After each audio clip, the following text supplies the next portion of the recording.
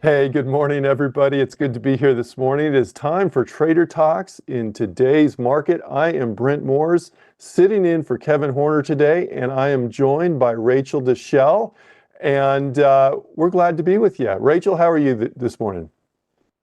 I am doing great. Good morning, Brent. How are you doing? Doing good. Great way to kick off a week is to chat with you and to talk about the market, see how the markets after first week. This is the first day of trading day of June. We had a pretty strong May in the markets, maybe perhaps even surprisingly so. But we'll see how things go today. I think the futures were set for a little bit of a lower open, but we'll check those out in just a minute. Just a reminder to everyone. You can follow me on X at BrentMooreCS. You can also follow Mike Fairborn, who's helping us out in the chat. Appreciate Mike always. And so as you have questions, feel free to type those in the chat between Mike and Rachel and myself. We'll do our best to help you out there. Let me just hit up a few important disclosures before we get to the main stuff that you're here for today. Just remember the information today is for general informational purposes only. It's not an individual recommendation or personalized investment advice. And let's see, the paper money software application is for educational purposes only. I recommend you use the paper money to test out trades before you actually do, before you start getting in the world of trading. But we don't make any recommendations here in terms of stocks, but paper money is for educational purposes only. Schwab does not recommend the use of technical analysis as a sole means of investment research, and past performance is no guarantee of future results. All investing involves risk, including loss of principal here. And there we go. I don't think we're going to be talking about any options today, so I won't go through the options disclosures, but just be aware of the risks associated with various types of investing here. So everybody, what I thought I'd do is I would start off with the markets, the general markets here, and I've got the S&P 500 on the chart here. And just to orient everybody, I have a 20 and a 50-day moving average on the chart. The 20-day is in red, the 50-day is in blue. Rachel, S&P 500, we had a pretty strong May. What do you see on the chart here for us? Yeah, I see a couple different things there. We've definitely held that gap from mid-May, from that May 12th gap that we had there around close to 57.75 or so. We retested that again last week, it looks like, or I guess the week before last. And then bounced from that level yet again, and we're still holding on to that 20-day simple moving average, and it's sloping upward. So for now, the trend is still up in the short term, but it looks like price is stuck in a little bit of this range between that gap ledge and around 59.75 or so. Yeah, I can definitely see that. We do have this recent high we hit, and we a little bit lower here on this. But another thing I would suggest is if we look at, let me just get rid of this. I bet if we pulled up like a volume profile, why did that not come up? That should come up. Volume, it's not bringing up my volume profile there. We'll try it. We'll try it a different way here. Let me just go here and volume profile. Oh, it's on the SPX. That's why it's not pulling up. Never mind. There's no volume on the SPX. My point being though is that we traded in this area quite a bit here. This may be kind of a zone that we dipped down below it. We came up to it, and now this is an area that we're in that. Certainly, I could see some potential resistance breaking above this level, but on the shorter term, we do have that support level that Rachel called out. We have a potential resistance that Rachel called out. And then in terms of intraday today, this is what we're looking at here. Let me just zoom in as to what we got for the day. And I'm going to pull up our pivot points on this. And you can see where we started off. Here's our main pivot point. And this is just 1 minute chart because we just started off. Potential resistance up near the, that'd be what we consider to be the R1 level. And so we'll see, folks, where we go. We opened lower, but so far out of the gate, we're off to a decent start the first few minutes of trading there. So Trading Growth said in the chat, why can't we get a volume profile on the SPX? The reason is, everyone, the volume profile is built on the volume of the stock that's traded. You cannot trade the SPX. Now, as an alternative, if you wanted to, you could pick an ETF, and I can't go into ETFs here today, but you could use the ETFs in terms of trying to find the volume of a particular, this is just as an alternative on that chart there. Another way to check out volume, by the way, on the SPX, it doesn't show intraday, but you could, there is the total volume index, by the way, $TVOL SPC for the S&P 500. This is giving you the volume of the S&P 500 for each day. So that's just another way of looking at that chart there. Let's move on and let's head on over to the NASDAQ and just look for any differences on the NASDAQ here. Here is the NASDAQ 100. You can see I actually already drew some lines here on this NASDAQ 100 last week, but again, potential support level, 20-day moving average, potential resistance level. Any thoughts, Rachel, on the NASDAQ that you want to add? Yeah, I mean, it looks pretty similar to the previous chart that we saw there, other than the fact that that new high was made in the NASDAQ just last week, whereas in the S&P 500, that new kind of made a couple weeks ago. But I think for both of the indexes, it just kind of makes sense that price is just kind of digesting or correcting through time, so to speak, because we've had quite a move off of the lows. I think over 20% of a move off of those lows. So it only kind of makes sense for price to kind of be a little bit range bound here and digest some of those gains in the near term. But it's also holding that 20-day as well as that 50-day moving average. So that shorter term trend, while it's still in a range, the shorter term trend is still up. Yeah, and to your point, Rachel, up 29% from the lows that we hit there. Now that's from the very low on the NASDAQ, and the S&P 500 isn't going to be up as much because the NASDAQ tends to move more than the S&P 500, both to the downside and to the upside.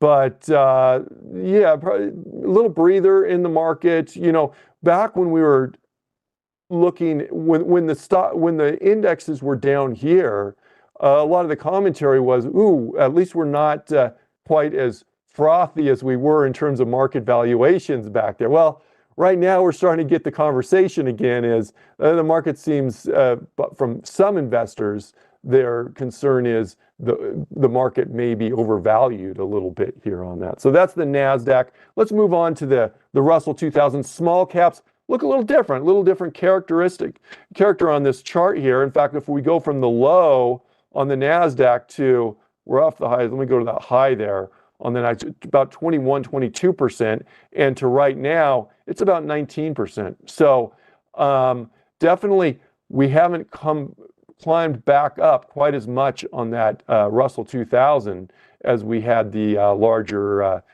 large cap indices there. Thoughts on the Russell 2000 there, Rachel? Yeah, so I'm kind of seeing the same things that you are with the Russell 2000.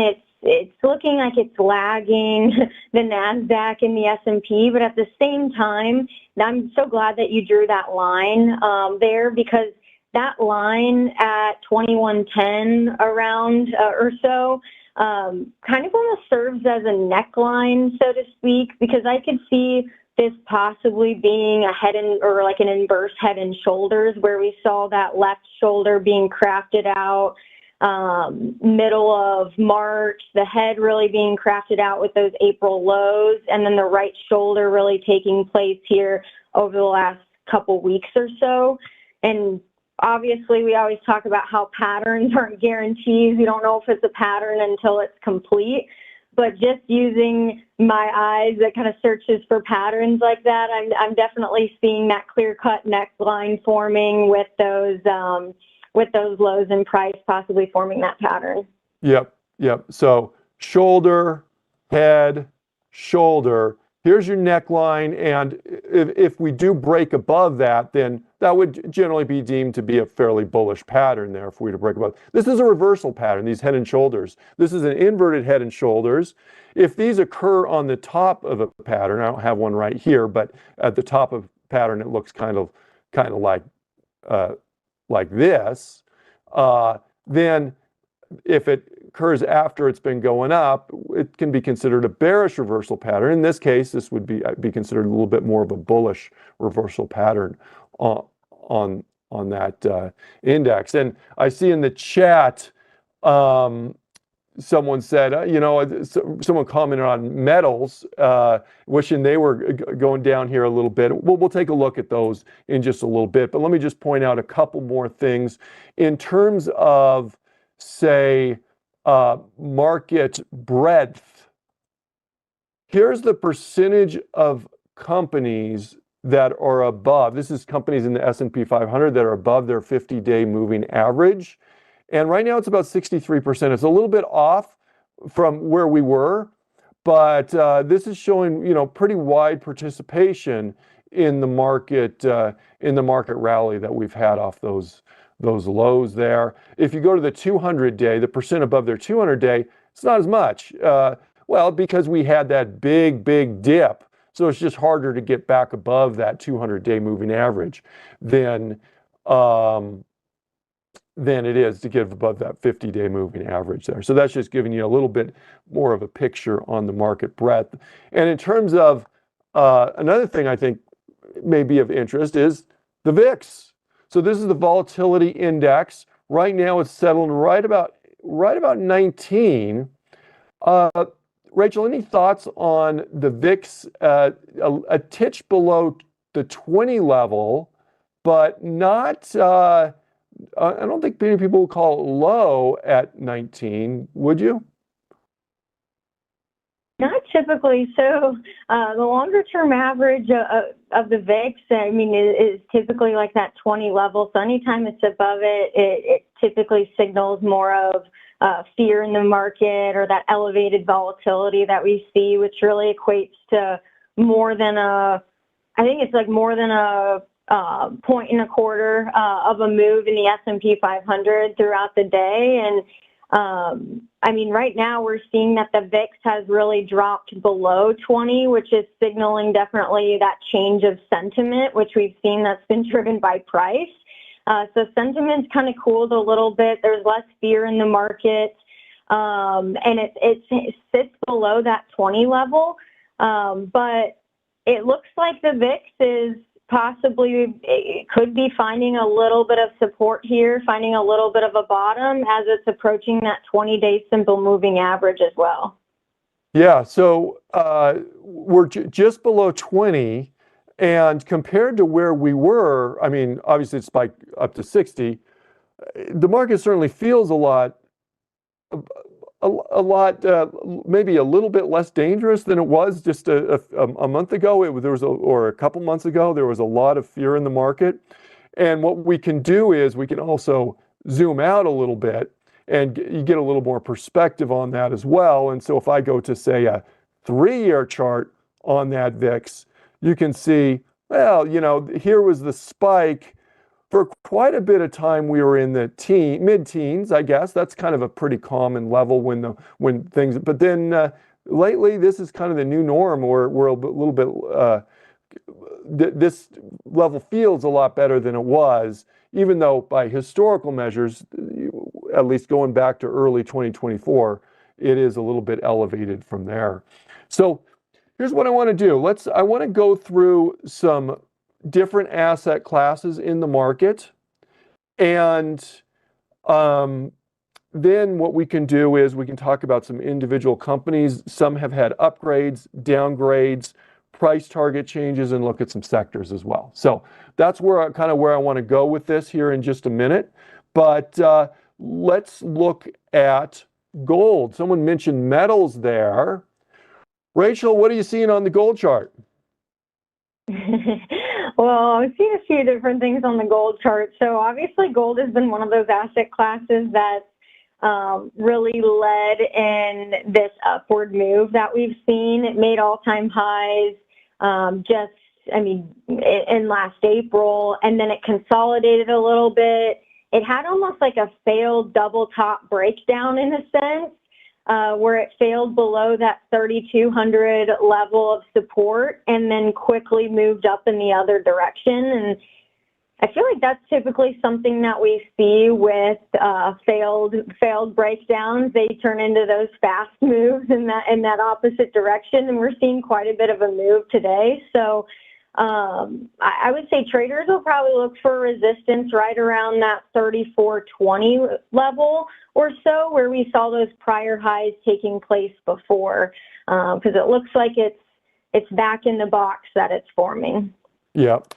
So gold, which has been kind of a safe harbor asset, I guess. And, someone in the chat was commenting, well, I wish, these would have a little bit of a bigger pullback. It'd be easier to get in. Sometimes it is harder to get in after we've had the big run up. Although right now, to Rachel's point, we've been, I guess, a little bit more consolidated here in this sideways range. Although this morning we're up almost 2.5% there on gold. So, and that's just maybe a little bit indicative of there's a little bit more concern in the market. There's some concern about perhaps some more geopolitical risk. And that geopolitical risk may be kind of showing itself also in not just gold, other metals, but also things like oil. We'll get to oil in a sec, but let's just take a look at copper here for a sec. Here's the copper chart. Again, we're up 4% today on the copper chart. Not quite the nice steady rise that gold had for the year, but that may make a little bit more sense. Gold is mostly, it seems like, used. Well, gold is not really a primary industrial metal. Whereas copper is, and it is used that, and therefore copper is more reactive to global demand, and whereas gold is, let's say copper is more related to global industrial growth and projected growth, whereas gold may be a little bit more related to just global uncertainty, perhaps, and so not quite the performance out of copper for the year, but up about 4% today. Any thoughts on copper here, Rachel? Yeah, so copper, all the things that you mentioned are super valid here. And with copper, it looks like it's been in a bit of a range over the last, almost 2 months or so. And it looks like it's really trying to break out of the upper bounds of that range there, right where that line is that you drew there. And even the moving averages have shown the effects of this range because they've been flat. But it looks like today, with such the move that we're having, above a 4% move, price looks like it gapped above that 20-day simple moving average. Right now, price is above its 50-day. So it looks primed for the breakout there, but obviously any traders that are watching copper will probably be looking for at least one close or two above that resistance level, right above like that 490 or so. Yeah, absolutely. So this would potentially do a breakout, be a breakout potential. Beauty at its best says, why don't we paper trade? We do a practice trade on gold, or you could do copper. Well, we don't do futures trades in this class, Beauty at its best, but you certainly are welcome to. That's the beauty of the Paper Money platform, is you can do these trades. And if you're not a futures trader, you can look at ETFs. And again, I can't get into ETFs, but we do have an ETF class later today at 4 o'clock Eastern time, trading ETFs, where that's an easy, kind of an easier way well, maybe a little bit more understandable way than getting into the futures product in terms of doing trading. But what we do in this class, in this webcast, is we use the futures products not as tradable products, but just to kind of see where those markets are and see how they're affected. We can do the same thing, by the way, and look at silver. Similar thing. I don't know if there's that much more to add on this, although this is perhaps like a little bit of a breakout. I mean, when we were looking at copper, we said there was a price level that we were kind of bumping right into. Well, this would have been that level. Looks like we may be breaking out above that today, right now, on silver. And silver kind of plays maybe almost an intermediate role between gold and copper in terms of the precious metal versus industrial uses of it. And so, kind of the same thing, jump in prices that are reflecting maybe a little bit more uncertainty maybe in terms of like silver and gold, a little bit more uncertainty in the market. We are seeing some jumps in other things as well. Now, this weekend, OPEC plus met. So this is OPEC countries plus the countries they kind of have, they're friendly with the OPEC countries, and they're not officially members of OPEC, but they agreed to significant production increases, which is kind of interesting because what reaction are we seeing? Well, right now, crude oil is up 3%, which is not really what you would expect to hear when you hear about production increases there. But there are some geopolitical things that have gone on this. In fact, let me just kind of mention this. This is from Stephen Innes. I don't know if I'm pronouncing the name correctly. This is a managing partner at S&P Asset Management. He said, oil is trading as if it has just remembered that geopolitics exists. And there was a kind of a large Ukrainian offensive against Russia over the weekend. And there's some concerns that, of course, once one country raises the levels a little bit, you expect more retaliation from another country, and is that going to affect the Russian oil input into the market as well? So that is one possible explanation as to why crude oil would be up about 3%, even though OPEC Plus is looking to increase their production outputs there on that. So we see that both in crude oil and for example, Brent crude, which is going to show probably fairly similar here. Brent crude is up about 3% as well. There any comments on oil charts there, Rachel? Yeah, so on both of them, they both look pretty similar to me. And if on either of these, Brent, if you connect those highs in price, like that high from, I think it was like January, to the high made at the end of March, and really form a trend line, it looks like we would be possibly approaching that trend line resistance in this downtrend that we've seen. So that's kind of one of the things that I noticed that we're approaching here. And then the other one is both of these bottoming patterns on both crude and Brent almost look like another inverse head and shoulders type pattern starting at the end of March. So in crude oil, it looks like the neckline's right around that $65 level. And in Brent crude, it looks like it's right above 68 or so, where that neckline would be. So to your point before, these are typically bottoming reversal patterns. Think of a person with its head and shoulders kind of flipped upside down. It's typically something we see when there's some accumulation taking place and the market may be looking to reverse. And I just think it's interesting that all of these signals that we're getting are kind of coming to this confluence here, especially with crude oil. It's crossing above its 20-day. It looks like it's battling its 50-day moving average. It's also trying to break out of the neckline of that head and shoulders, and it is approaching its trend line resistance. So you're getting so many signals all in one, and that's what my eyes are kind of peeled to right now. Yeah, that's a good point. The when you have resistance levels or support levels for that matter, that kind of all converge. You know, you have the diagonal, you have the price pattern of the head and shoulders, you have a horizontal moving average, the 50-day there. When all those come together, you end up with just kind of perhaps some more conviction of the importance of that as a resistance level. Now, it can certainly break out. Today, we're up over 3%. And we're kind of bumping right in those levels, so we'll see where we go from here. But this does seem like a key kind of key point there on that.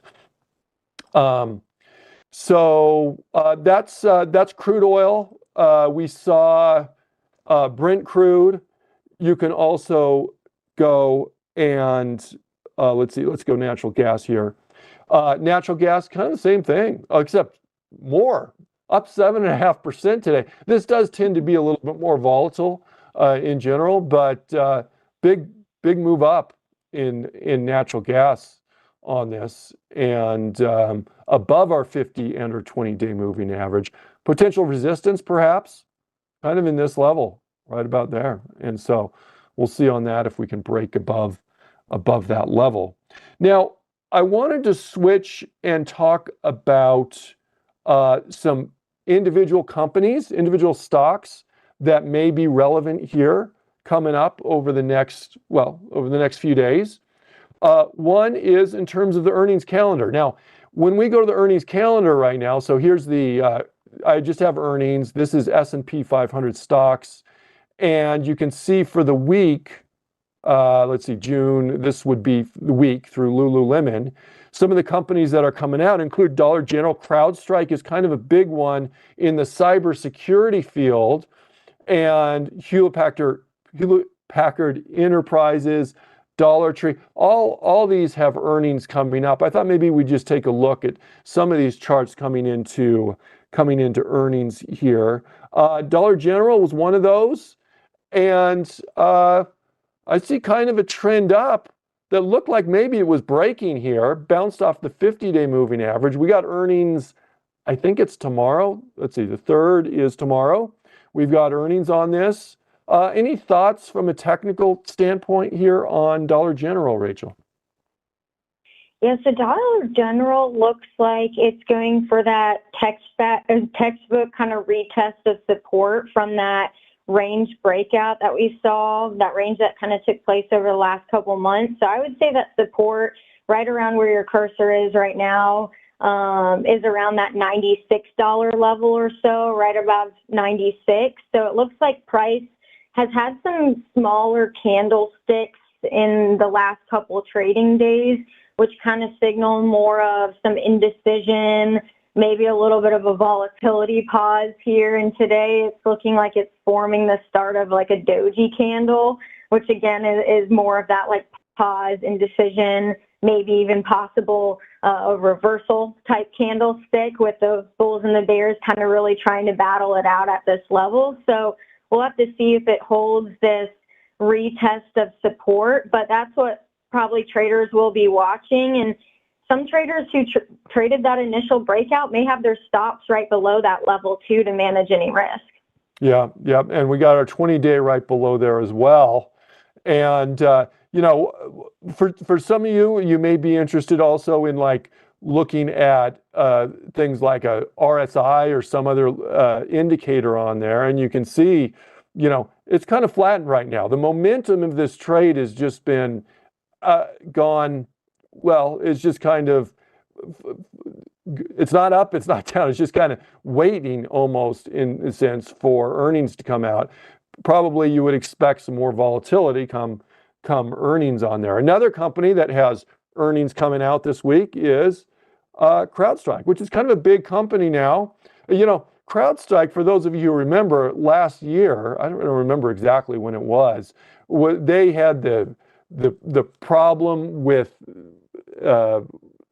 that it really kind of shut down quite a bit of the internet, major companies in the internet, but they seem to have recovered very well from that drop. Let me just pull up a longer term chart here. Yeah, I think this was the drop that we had. We went from like 390 down to 200, almost dropped in half over the course of 2 or 3 weeks there, but steadily climbed back up here on this. And CrowdStrike right now, boy, I mean, that's a strong run that we've had on CrowdStrike. If I go from, we'll just say where we are right now, from our low, which was about 2 months ago, it's about a 55% increase, Rachel, in the last 2 months here on CrowdStrike. Definitely. It looks like CrowdStrike, I mean, it's had quite a run, and it looks like right now, just in the last trading week or so, it's just kind of been consolidating right around previous resistance, now new support right around, I want to say 455 or so, where it formed almost like a cup and handle type basing pattern that we saw there from that downtrend into that uptrend, and now it's just kind of holding that support. So I think a lot of traders may be watching that level around 455. And if you even connect a trend line from those lows at 298 to the previous lows, kind of right when we touched around that 20-day simple moving average, we're hovering right around that possible trend line now for support. And those are it's kind of similar to that other chart that we saw where we have a confluence of a couple different areas converging all in one, where we have horizontal trend line support, and then we have our other trend line support kind of intersecting at that same level. Yes, there you go. So that we've got CrowdStrike coming up a couple days from now or tomorrow, I think, with earnings on CrowdStrike. There's one other I was maybe going to look at in terms of their pre-earnings. They have earnings coming out tomorrow. Not quite the strength of CrowdStrike on Hewlett-Packard Enterprises. A little bit more sideways potential. This is kind of a classic where we have old support breakdown.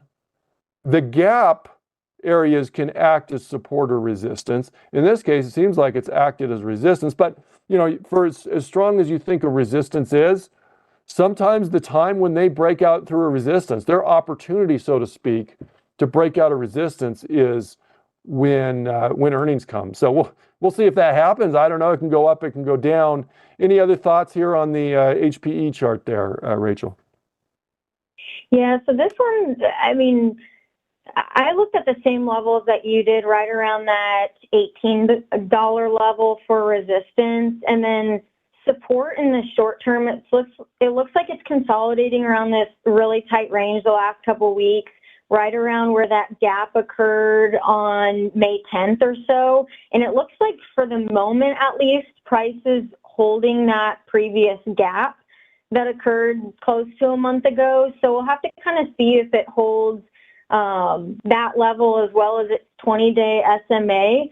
But I saw also, Brent, a couple comments in the chat, and just most recently about the VIX kind of spiking a little bit or perking up, especially after the open. And I thought we could revisit that at least for a second here, because we talked about that a little bit. And I think it's always good to remember that asset prices trend, but volatility typically mean reverts.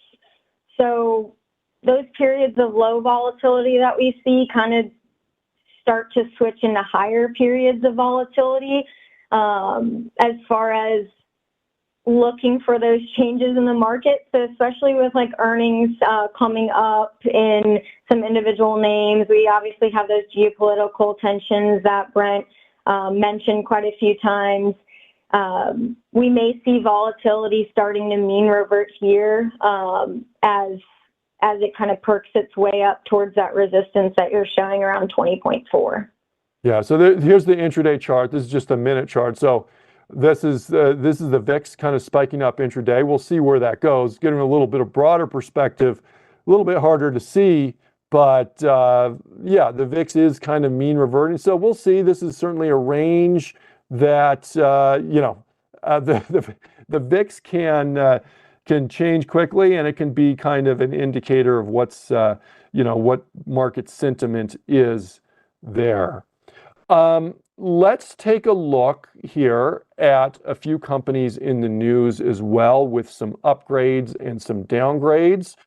One of those is Boeing, which just had an upgrade. Bank of America analyst Ronald Epstein upgraded Boeing to buy from neutral with a street high price target of 260. Well, that'd be a nice little run for Boeing here. You got a pretty strong trend on Boeing, and above the 20-day moving average. And, when a stock's been above its 20-day moving average for, a couple months now, that is generally an indication of a pretty strong trend. And potentially, I would have said, this was maybe kind of a potential resistance level. Well, we opened up well above that today. Intraday, we've come down and are testing that. So it'll be interesting to see, Rachel, where we finish off the day in relationship to potential resistance there. Exactly. And I mean, even if you zoom out just a little bit, Brent, if you want to try going to just on this one, like a 5-year weekly chart or so, we can see some levels that may act as near-term resistance, and one of them being that gap from the start of 2024, right around, was that 240 or so. So that was at the start of 2024, and then we see those highs in both 2021 and 2024 taking place right around, right above 260 or so. So just a couple levels of resistance that maybe some longer term investors may be watching in the long term as well. Yeah, that'd be nice. And there, by the way, that price target, who knows, the price targets are price targets, and there's certainly no, I don't have high confidence we're going to hit the price target, but that Bank of America price target is up in the 260 level there. And so there we go on that. Let's go and let's talk, it's not all upgrades. There's some downgrades too in the market. And so some companies that have been downgraded, these were all these ones I'm about to mention came from Goldman Sachs, who seem to be a little bit negative on the rail and transportation industry. Here's Union Pacific, downgrade today. This is from Goldman Sachs, downgraded to neutral from a buy, leaving their price target at 263. So it is always kind of interesting to me that they're making it a neutral, they're downgraded to neutral, even though they're keeping their price target way up here. But that's Union Pacific. Similarly, and Rachel, just stop me if there's any you want to make a comment on. Otherwise, I'll go through a few of these here. Other transportation companies with the downgrade, CSX. This was a downgrade again from Goldman Sachs, downgraded to neutral from buy, unchanged price target of 35. That's up here. These are all kind of in the same industry or industry adjacent at least. JB Hunt, also a downgrade, also from Goldman Sachs to a neutral from a buy, keeping their price target at 164. And I got one more, the rail, Norfolk Southern, NSC. This one actually has had a nice little trend of late, but it seems that they have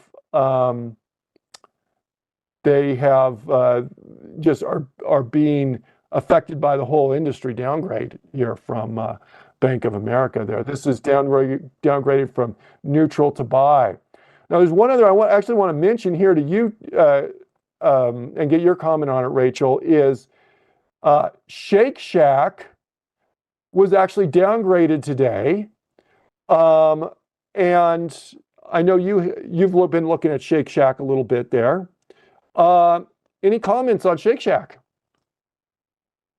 Yeah, of course. So with Shake Shack, well, I guess I'll just kind of mention first just a couple of the charts that you went through that I thought were interesting with all the downgrades. Is they were all in the industrial sector, which is interesting that all of those were downgraded. I mean, they have been in a downtrend and probably pretty lagging in that industry overall, which is interesting because the sector of industrials has been a leader and is actually one of those sectors that's actually outperformed or kind of broke those new all-time highs on a sector basis for all the sectors in the S&P 500. But as far as Shake Shack, there are definitely a couple different levels that I was looking at earlier this morning on our show of Morning Movers. And one of them being, it has resistance up ahead right around that $130 level or so, but it's been creating this basing pattern that we saw in many of our charts too, which is typically that bottoming type rounded bottom pattern that we see, but it still hasn't made its way above resistance quite yet. But as long as price really holds in the short term on those like latest couple gaps that we've seen, especially right around 118 is the previous gap, and then after that would really be that 105 to 110 level. As long as price holds that first level of support, that may give traders another entry point before a possible retest there. But typically those gaps are something that we see, especially that one at the 105, 110 is something that we typically see in the middle of a trend where it's more of a runaway gap or like that pause in the trend. So for now, the trend is up, but resistance at 130 is up ahead. Yep, perfect. Yes, and so that is, we'll see that's a great technical take on that, Rachel. And this was a downgrade here from BTIG on this. And I think with that, we're out of time here, Rachel. I want to thank you for joining me today. Would you just take a minute and remind everybody what you do on your day-to-day basis here with Charles Schwab?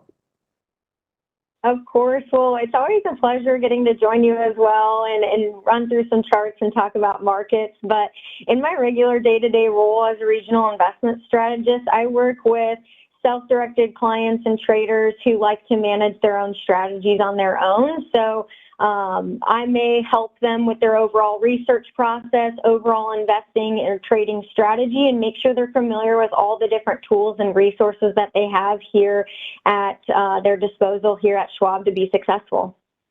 Awesome. Well, thanks for joining me here today. And I want to thank each of you for taking some time out of your schedule. I know there's other things you could have been doing with your day, but we're just grateful that you spent it with us. I want to thank Mike Fairborn for helping us out in the chat and answering those questions. And Mike is always a great resource. Always just remember, Mike also teaches a swing trading class on Tuesdays, 3 o'clock Eastern time. Make sure you check that one out. And Kevin will be back later this week. And in fact, I'll be back on with Kevin on Wednesday morning for Trader Talks.